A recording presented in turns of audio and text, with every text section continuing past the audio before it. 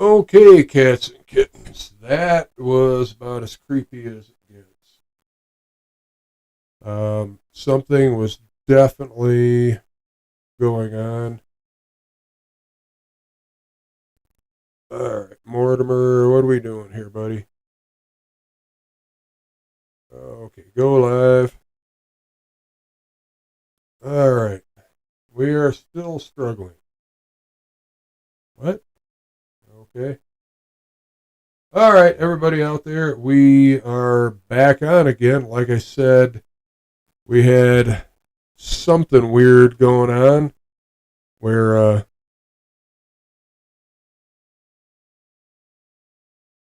we just had a total meltdown. No, we don't want that one. Why are we still seeing that?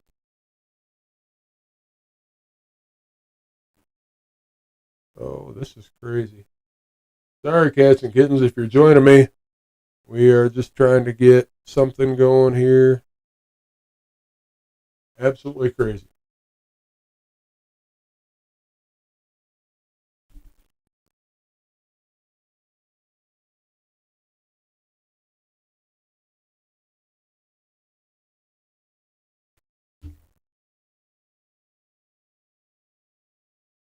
Okay, I guess we got to just requeue everything.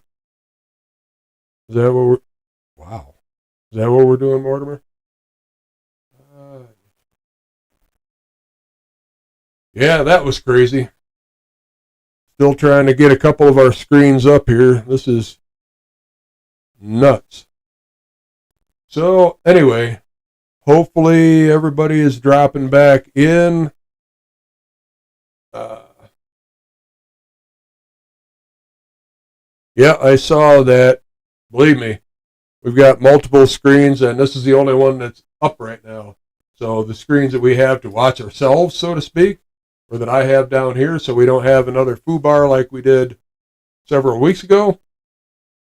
Like I said, cats and kittens, the internet around here has been sketchy. Mortimer and I found that this afternoon when we were heading over. Did not expect, yeah, not expect any of what's going on. It's like we're haunted today. So, speaking of haunted, there's another part of what we would like to do eventually is catch up with some of these ghost hunting crews. Um, why don't you? Oh, there we go. Come on, please be. Oh, wait a minute. Let's go live and let's see what we got going. Can we see ourselves? Um, yeah, I don't know what's going on here. Oh, there we are. There we are. So we're back on for the moment, cats and kittens. Yeah, crazy. Sorry about that. Like I said, the internet's been sketchy, and yeah, Mortimer and I found that out when we met up here after me getting back from the shop. So thanks for hanging in there with us, Slim and Glassman. Really sorry about that. That was really weird. So let's get back on track. Working with friends over there on the British Isles, trying to schedule something up for some of the rides. They got some great rides over there. It's amazing. But during our commingled interview, I guess, one of the things that I brought up that I wanted to know is how many people have done multi-continent sanctioned rides. So it doesn't have to be anything official or anything like that, but a ride that some entity is putting on. So you've been here in the States.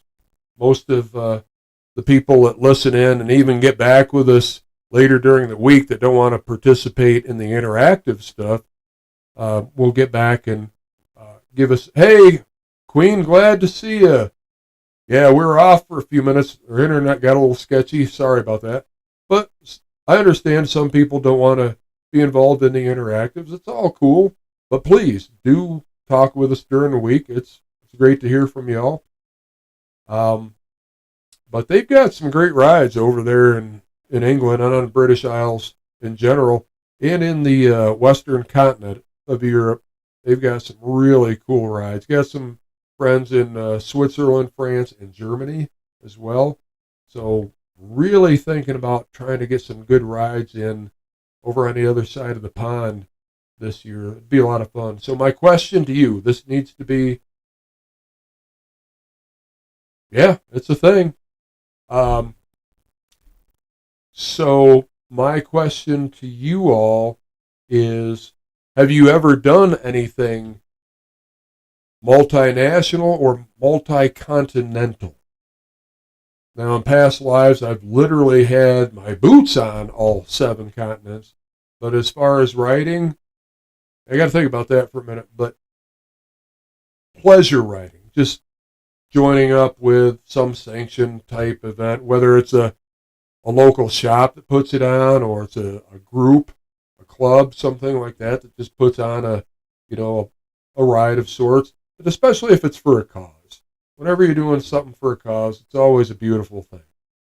So let's see, Glassman23. I didn't even know that was a thing that people did. Well, some people do. It's not for everybody. I get it. Let's see, Slim, Prim. Nope, haven't rode that far before. Well, thanks for hitting me back. Yeah, the big thing is going across the pond is a little logistics. Do I want to take one of mine? Will they let me borrow one of theirs? It's always better to try to hit them up, especially if you're in some equivalent of the Eagle Rider program. If you can just reserve and then rent something while you're there. There's all sorts of different programs all around the world to help you out with that. So tonight's show, we're trying to be a lot more interactive. We want to hear more from you. I get it. You joined us for some of the stuff that I put out there, and I really appreciate that. I truly do. Let's see. Joshua, I would love to be able to be a part of a ride like that. There's no reason, at least I don't think there is. I don't think there is, but in general, most of us can be. Especially if you can do something, hook up with somebody where you're going in general. Depending on what type of vehicle you have, bike, trike, whatever, you got it from a dealership. Go to the dealership, or maybe you didn't, but there are dealerships around you. So whatever brand that you're riding, go to the local dealership, start inquiring about dealerships where you would like to ride. We'll just say Ireland, England. They can help hook you up with someone over there, especially if it's another dealership. They have programs where you can rent similar vehicles to what you have, or maybe something a little different that you want to try out while you're over there. It's very convenient. Helps out with the whole logistics things of having it brought over and brought back. It's kind of pricey. But as far as the airplane tickets, as long as you look for deals and you have a little bit of time ahead of you, you can score some pretty good deals. And if you're dealing with a local that's on the other end, they can hook you up with a really good place to stay, typically on the cheap. So if you just do a little work in coordinating your trip, it's not a bank breaker. It really isn't. It actually, you can get away with, something in the 3 digits if you're really going on the down low, in the low 4 digits if you want to go a little bit higher than that. And again, it depends on how long you stay. But as far as tonight's program, we really want to delve into some more interactive. Now, next week, we're going to have more of the call-ins and write-ins. We're going to be answering a lot of those types of questions. So please feel free to do that yourselves if you so desire. A question we had before we had that weird internet blip was, where do we send our pictures? So if we have pictures of us in our rides, and we would like to see them and we would like to post them up. Let's see, where can we send them? There's a couple different destinations, and Mortimer, I'm trying to find where the most logical place. I'll tell you what. What's the most convenient is one of my straight up emails. So just for the people that join us here, and that's even if you're not on the interactives, this is a little bit easier. So this is coming straight to me, not being filtered. Got a pencil? Or you can play this back later, whatever. Grumpy Viking 47 at gmail.com. Again, Grumpy Viking 47 at gmail.com. Please send me your stuff. I'll send it over to the peeps that are way, way better at putting this stuff up there than I will ever be. And I can't wait to see your stuff. I really can't. And if you don't mind, you can also attach in your email, tell me what you want or how far I can take that as far as can I put it on next week's show? Can I pop the pictures up? I need your permission to do that. I have great respect for everybody that joins us here, and I would never do anything that they didn't want us to do with your stuff. So with that being said, now let's get on to some questions. So we've already asked the question about those travel to rides, and they're a lot of fun. They really are. So we've got some good answers on that. All right, on to the next question.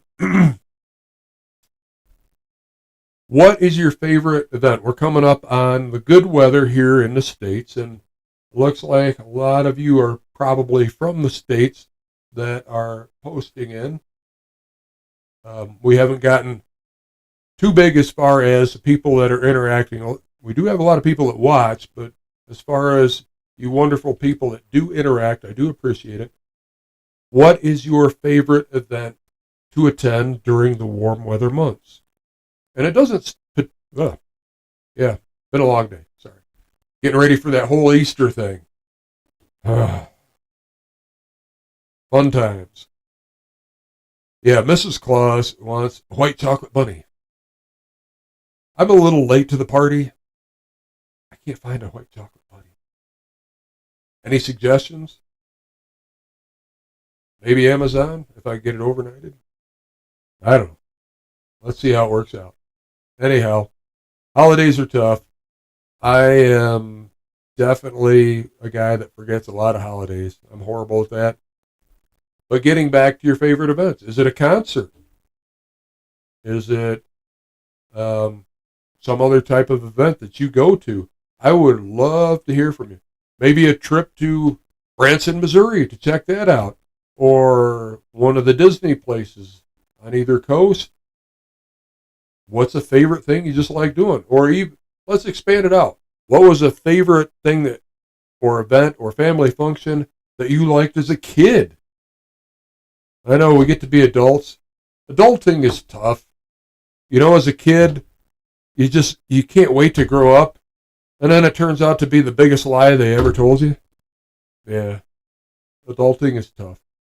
So hit me back.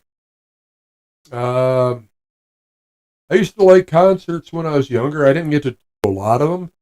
Really big and have gone down in history. So I don't know if that's quality over quantity. I don't know. Let's see. So we're not getting hit back on that. Okay. What is the favorite thing that you like to see done to a wind splitter? Okay. Do you like to see maybe some gold leaf put onto it? Do you like to see Sons of Anarchy came out, and all of a sudden the old quarter fairings, you know, those little small fairings that were pretty adulting Slim, adulting is hard. I've been doing it way longer than I ever thought I would. It's hard. We could only turn the clock back. Okay, so back to quarter fairings. Slim Prim, I like bikes with some color. Outstanding. Me too. We were just touching on Sons of Anarchy. Okay, I get that. When they put that together, they tried to be very accurate, okay, in a lot of the choreography. So we had a lot of the black bikes, et cetera, because they were trying to be accurate to the genre. They did a really good job. I mean, they did a good job on that show. And then they offshoot the mines. How long did they have also real, also real loud bikes? Same here. I like something with some sound. If it's got a distinctive rumble slim, I'll tell you what, that I like that. So agree with you. So when the Mayans came out, they just kept teasing us and teasing us and teasing us. Now I've been in the life for a long time. Again, slightly different genre, but along the same line, coming from a different angle, you expect to see certain things, which, as Slim brought up, some color. There are certain wheels that you expect, as certain accessories, especially some engraving. And I was scratching my head a little bit. Now I know these are what you would call company bikes, if you will. So slightly less personalized, but for all there's certain things. Really? You've got to be kidding me. Okay. Looks like we had a disconnection and reconnection. I'm hoping you're still there. Okay, you are.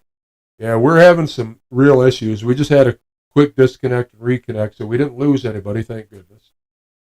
Um, yeah. So those comparisons, those side by sides, I'm going to lock in and try to get you guys the source of that, so you can go and check. They're very accurate and they're very interesting. Some of the bikes that they compare, and some bikes that you think would be a little bit more or extra. Okay. So big old handlebars from Glassman 23. Yeah, I like apes.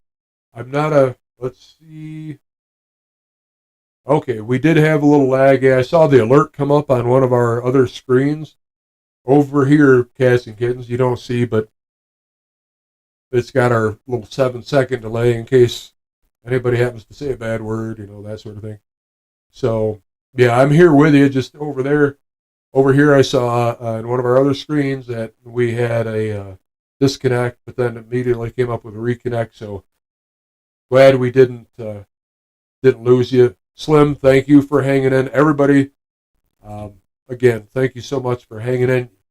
You have my Viking 47, or I'm sorry, Grumpy Viking 47 at gmail.com. So if you ever want to hit me back during the week, now all of you have it. Feel free to use it. It's one I don't use a lot, so there shouldn't be too much traffic, and I will try to check it more so we can have interaction. Let's see. So the big handlebars, yeah. There's a great question. I like apes. My circulation, because a lot of damage over the years, kind of like a human Humpty Dumpty. Sometimes my circulation isn't as good as it should be. Also had frostbite and frostburn pretty bad quite a few times. So getting out to the digits and the toes, a little iffy. So getting much above the heart, not good for me for long range anymore. If you got good circulation, I wish I could still do 20 plus apes and kind of reach up there. I try, usually, I think I did do one bike that I had for a while that had 24s, but I think all of mine have been 20s, 18s, or 16s. So at my size, an 18 is more of a straight reach, 16 down just slightly. So you've got to measure that for yourself. Next question. Great feedback, by the way. So next question is, what's your favorite style of handlebar? I'll caveat that. What's your least favorite style as well? Now, we've got bikes out in the shop that are T-bars. We've owned them that are Z-bars. We've had 6 bends that were real narrow. I have a tough time with that. If it's got enough reach, you got leverage. People look at that narrow and think, oh, that's dangerous because yes, it's different for sure. Takes some getting used to. But remember, if you're sitting back, all this distance equates to leverage. So it helps buy you back some of this. Just a thought. The Z bars always seem pretty tricky for me because you have your base bar that's in the triple trees, in the clamps on the triple trees. Swing back like the letter Z, but you're still pretty narrow. I always found that a little sketchy. The T bars, they have all types of widths with the dual stanchions coming up. And I know that on the show, The Sons of Anarchy, a lot of them did T-bars on air. The Flashpoint is a T-bar bike, but again, golden opportunity. I like 6 bends, but a little wider because I like to sit back. I've been broken several times, so the lean forward is not uncomfortable, and the leverage is great. Those T-bars are fine.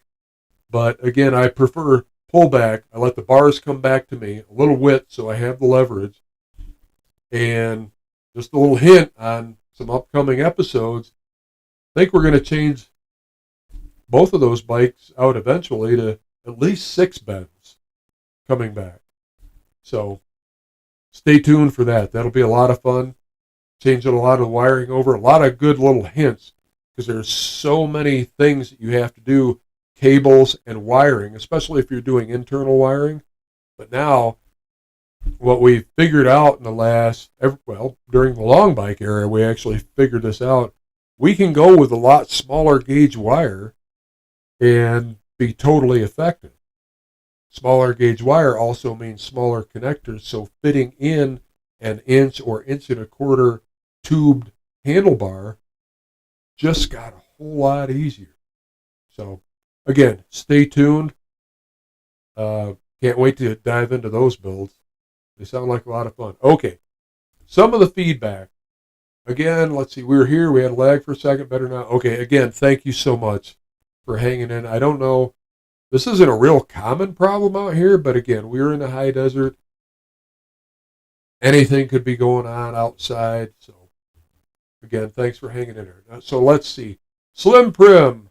Least favorite is the super long bars, like them right in between super long and short. Okay. Oh, you like them in between. Okay. Yeah. Yeah, I'm kind of a tweener on those too. I like the looks of the tall bars, especially some of the curved apes and things like that. But they're not for me. It's just like tattoos. Love tattoos. I think that is so cool.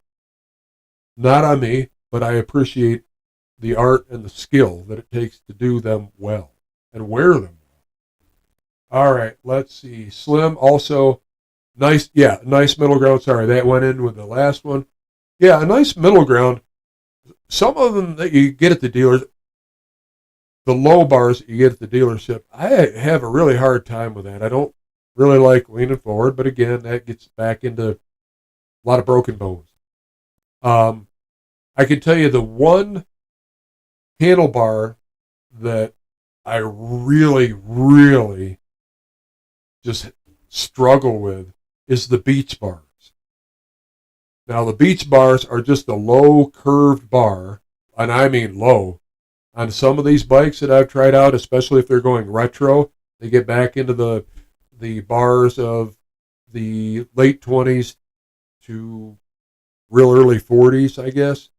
You know, war was going on, so a lot of that was just leftover 30 stuff. But it's a curved bar. I actually get into limited turning because my thighs are in the way. I mean, my legs. I have a heck of a time. If any of you have beach bars, God bless you. They look cool, and especially on a retro bike, they look awesome. But man, I look like a gorilla on a tricycle trying to go around on one of those. Let's see, Joshua.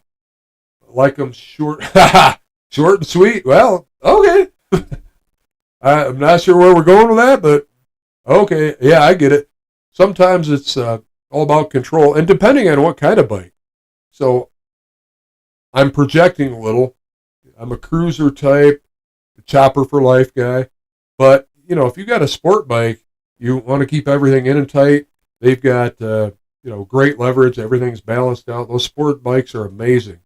If you've never ridden one, I've owned a couple. Silly me. First sport bike I ever bought was I guess it was a naked sports bike, or considered that. Built by a guy I knew that used to be a prison guard. Put plenty of money in it. So I thought I would buy it for one of my sons. His birthday was coming up. Yeah, I went up to pick that up and I was riding it home. My son didn't have a lot of time in the saddle. Okay, so yeah, having something like that was a bad idea on Dad's part. So yeah, we squashed that idea. But yeah, they're so balanced.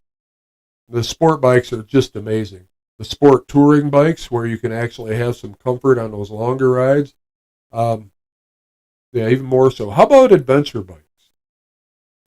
Leads us into our next question. What's your favorite style of bike? Now, I'm a choppers for life guy. Even as bad as I'm broken up, I still like a hardtail. Now, are the days of me going really far, like interstate, on a hardtail? I don't know. I haven't done it in quite a while. Ever since the Softails came out, still kind of have that look, but now you have suspension. So I don't know. I'm going to have to give that a whack. Maybe I'll head up north of the border, one state up. That's only about 50 miles away. Go to the second big town. So that's 100 miles. Yeah, a 200-mile round trip. We'll see how that works out with a hardtail. Give that a whack, and then I'll report back. Let's see. So what is your favorite style of bike? Maybe we can bring something to the episodes to where we were working on them or did some modification to them. So style of bike. Do you like dirt bikes? Dirt or street? I love dirt bikes. Used to race in some enduros, tried a couple of hare scrambles, didn't quite get into those. I'm more of the enduros because you never know what you're going to run into. It could be a swamp, it could be a desert, it could be mountains, could be, you never know. You never know. That's one of the things that I was talking with my friends over in England about, was maybe Isle of Man type stuff initially, but they expounded on the virtues of all these rides they have. It's crazy. But again, those adventure bikes, those are freaking cool. Now, some of them are pretty dang tall, and I could be wrong, but they look a little bit top heavy. Center of gravity looks a little high. Let's see what we got for feedback. Slim Prim, I find myself liking the smaller choppers and speed bikes too. I don't know if I can really pick a favorite. Okay, well, that's fair enough. I'll be very frank with you, Slim, and everybody else. I like a lot of bikes. I really do. I have particular favorite or hierarchy mentally of brands, but honestly, if it goes and gets my knees in a breeze, hey, I'll try it out. But yeah, you bring up a good choice. It's hard to pick a single thing that you like. Sometimes I've got a lot of friends of mine. As you know, we've been involved in the school community. We're building our community within the overall school community, meeting so many cool people. Please, if you get a chance, go on to school and just browse around. Look at all the stuff they got to offer. It's amazing. That's where I met my new friends here from England. I have old friends. I have relatives as well in England. And I have a lot of my old friends in Switzerland, France, and Germany. So we have a great lot of fun. But I agree with you. Some of those smaller bikes that you can handle and wrangle around as I get older, they become more desirable. So I feel what you're saying there, Slim. Now, another thing, I was touching on the adventure bikes, okay? If you are going to do some off-roading, I need you to consider this. All right? And if you can, this is up to you, but at least consider it mentally if you don't actually do it physically. If and when it'll probably happen, a lot of times we're out there alone. We may not be going deep into the mountains, and I mean, we have thousands of miles of mountains here. So we have the desert, and we can be swimming here. I mean, right outside, I can be swimming, and in between half an hour and an hour, I can be skiing. Yeah. But so on those shorter adventure rides, if you're alone, always consider if you're alone. What if you're even with someone, but they get a little heady on a trail and you hit a rock or something and you just put it on its side? Here's what you need to consider, whether you have an adventure bike or an off-road bike or you're thinking about getting one, is can you, all by yourself, pick it up from the laying down position? Can you pick it up? Well, I don't want to say easily, but can you pick it up? Okay? On an average day, feeling okay, can you pick that up? Because some of the adventure bikes, they get into some pretty big size, both weight and, output.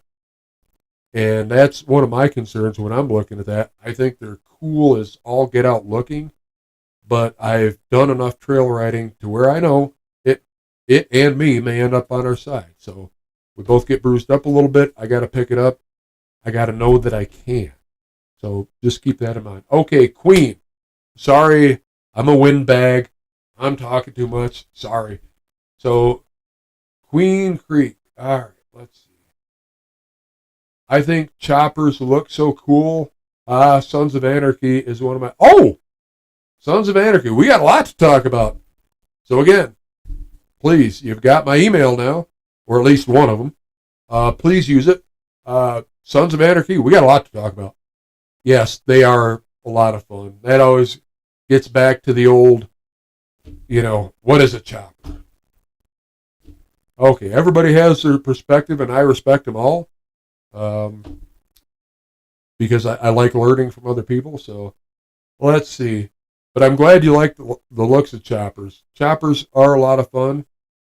Back in the old days when we didn't have the internet and overnight delivery. Now, a lot of you know that I usually head out to the shop, between 1 and 2. I'm typically at the shop by 2 in the morning. There's times that, I forgot to order something. I'll get on my favorite interweb marketplace. It'll be there by the time I get home by noon. Coming home for lunch or maybe ending my day. So I'm coming home at noon. Yeah, there's parts sitting there. Isn't that amazing? But back in the day, we didn't have those luxuries. There was no internet and anything like that. So a lot of stuff was done out of necessity. A lot of stuff looked great, stylish. But there was pretty much a reason for everything. Usually it was because we're about half past broke. So anyway, thanks. I'm glad you dig choppers. Glad. All right, Joshua, I love a good dirt bike. Lots of fun. Oh, yeah, in the desert, in the Arizona desert, out in the sand. Yeah, down there, you guys got a little bit thicker. When you guys get a haboob or a sandstorm, if you will, that's some pretty abrasive stuff. Over on the other side, that stuff is like talcum powder. What you got is more like, was a little more sugary, I guess, in texture. So I guess that'll lead to the next question. Any of you ever been around a desert and, what, I know it's kind of offbeat, but what did you think of the texture of the sand? Like I said, other side of the earth, it's kind of talcumy. Over in some of the southwest deserts we have here, it's a little more like sugar. Over in Florida, Cocoa Beach. It's got one of the weirdest beaches. I think it's sand. or maybe it's ash. I don't know. But that was some pretty weird stuff over in Cocoa Beach. Now you go uh, just down the road just a little bit to Ormond Beach, and it's beautiful. Same out on the other coast there, going to Zuma Beach up around Malibu. You come down a little bit to Zuma, and it's a little bit more relaxing. Let's see. Oh, the dreaded haboob. Those are crazy. Yeah, those things are. You see that wall coming at you, man. I try to close everything up, block everything up. Been caught out in a couple. They are not fun. Hunkering down, trying to cover. Oh man, some of that stuff goes places that you didn't even know existed. That's no. Anyway, okay. So let's see. Here's a good question. What's your favorite riding environment? Obviously, well, shouldn't assume, but obviously, if you're a snow machine person, you like snow. If you're an off-roader, maybe you like the woods, the mountains, the desert, the forest. How many of you have ever done a lot of forest riding? Now, forest riding's interesting because not only do you have to be on your game, and especially at dawn or at dusk, where the shadows and the lights play little tricks on your eyes, obviously there's lots of trees. So you've got to pay attention. But then there's our four-legged friends. I think I've come closer.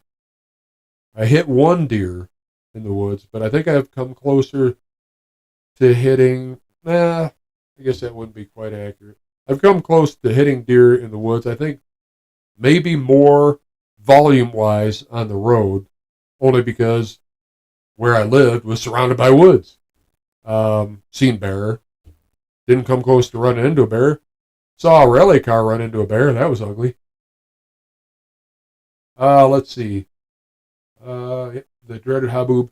So, yeah, riding through the woods is a lot of fun, but you really got to be on top of your game. And the two worst times of the day are dawn and dusk, especially if you're going into the sun. Those shadows and the intensity of that sunlight are really tough. So hit me back. Do you like to street ride or off road? All right. So again, looking forward to seeing some of those pictures. Looks like we got about 10 minutes left, and then we got to flip. Oh, Slim Prim hit me back. Riding in the forest would be so fun. Never even thought of that. It's amazing. Now, I had an abundance of them back when you got Maine, Vermont, New Hampshire, New York. And please, people, New York, state, upstate, is so much different than its little tallywhacker there that points toward England. If they could make them two separate states, it'd be a wonderful thing. Okay? Upstate is beautiful, got a lot of woods, got a lot of natural, just wonderfulness. But between those four states, New York, Vermont, New Hampshire, and Maine, there are so much wildlife, so many trees, streams, water galore. Out here in the high desert, different townships have been running out of water temporarily, but we've been running out of water. It's been a dry year. Back in the Northeast, we didn't have a thing called a water bill. Move out here, it's like, water bill. Anyway, let's see. Glassman, riding on the streets is more your jam. Very cool. Being a road warrior, absolutely a lot of fun. Now, I don't know you did tell me what kind of bike you rode, Glassman. I am sorry, I forgot. I want to say it was a 650. And I'm having a little brain fart. That's okay. Not getting off on too much of a political tangent, but I'm pulling a little Biden today. It's been a long day, been a long week. And now we're rolling into a holiday. So I definitely want to wish everybody here a very safe and happy Easter, and tomorrow being a Good Friday as well. So go out there and enjoy it however you do. And yeah, please be safe. Let's see. I guess we can kind of wrap up on one last question. Okay.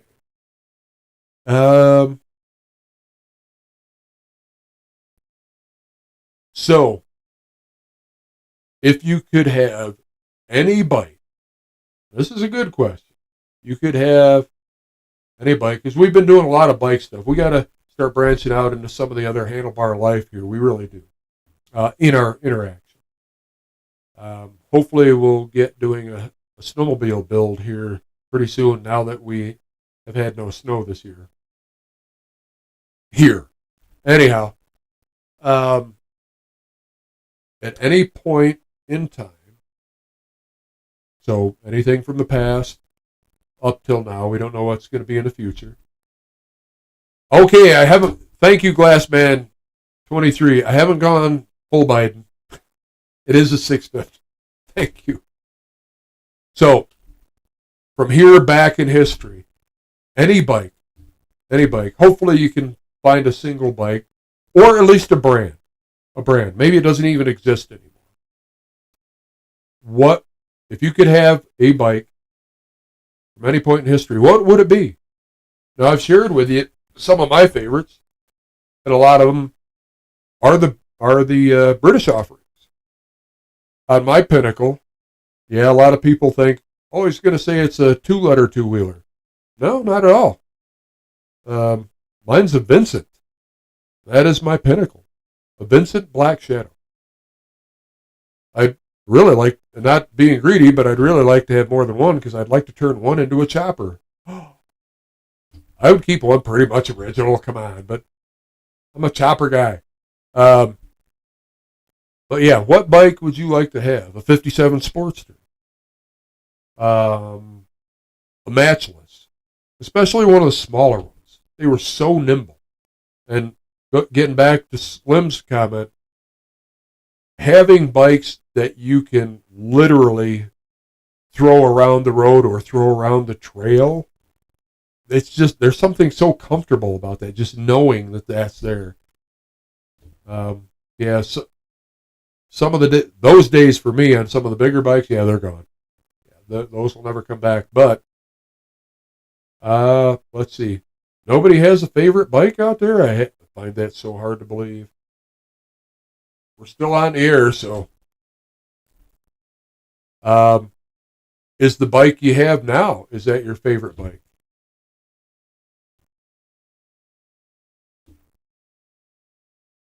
So what about some of these cross builds?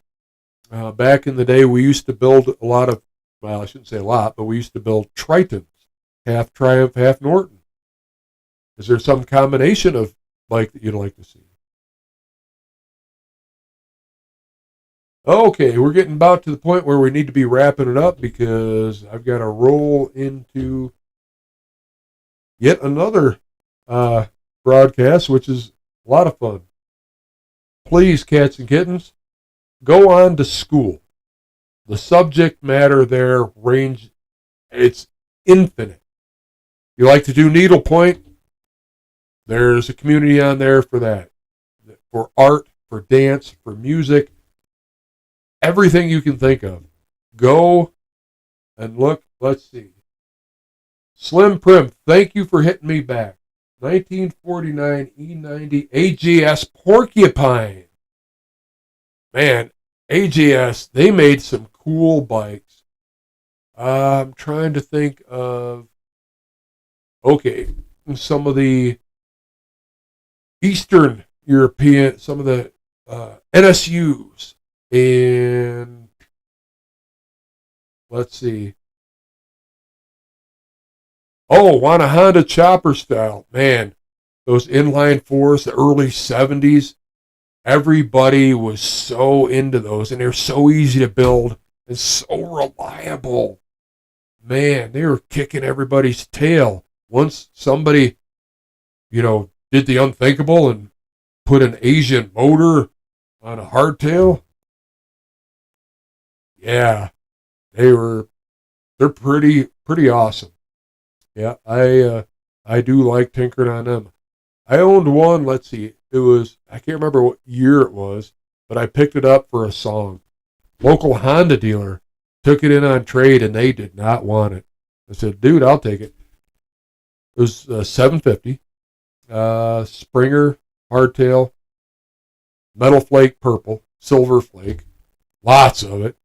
It was pretty funny. Nowadays, I'd probably try to scrape it off and get some money out of it. Uh, but it was very reliable. And that was back during the days when a lot of people, body filler was first coming out. So a lot of people were molding using body filler, but they went way too far to the point where they were masking like welding errors. Very dangerous stuff, very dangerous. If the welds were good, well, then so be it. I still like to check my welds every once in a while on bikes that I get, whether I've welded them or somebody else, especially if I've taken any hits or, maybe major potholes, whatever. Double check. Um, yeah, trikes are definitely cool. I've seen some mean trikes. I got some pictures from my friends that went to Daytona.